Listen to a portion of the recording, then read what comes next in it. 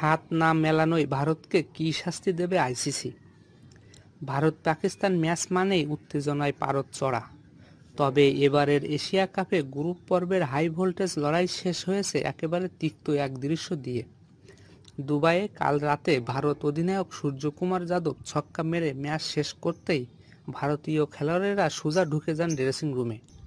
পাকিস্তানের খেলোয়াড়েরা তখন অভ্যাস মতো হাত মেলানোর অপেক্ষায় দাঁড়িয়ে, কিন্তু হয়নি কোনো কথা, না কোনো চোখাচোখি, না কোনো হাত মেলানো। পাকিস্তান দলের প্রতি ভারতীয়দের আচরণ ছিল বরফের মতো শীতল। 128 রান তাড়া করতে নেমে ভারত জিতেছে মাত্র 15.5 ওভারে। পাকিস্তানি সংবাদ মাধ্যমের দাবি, এমনকি ভারতের ড্রেসিং রুমের বাইরে দাঁড়িয়ে থাকা পাকিস্তানিদের সঙ্গে দেখা করতেও বের হননি কেউ। ঘটনার ভিডিও ছড়িয়ে পড়তেই পাকিস্তানের খেলোয়াড়, কোচ, সাবেক ক্রিকেটাররা শুরু করেছেন প্রবল সমালোচনা। পাকিস্তানের প্রধান কোচ মাইক হেসন বলেছেন, এটা খুব হতাশাজনক। সাবেক ফাস্ট বোলার শোয়েব আখতার বলেছেন, ক্রিকেটের রাজনীতি টেনে এনেছেন সূর্যকুমার যাদব।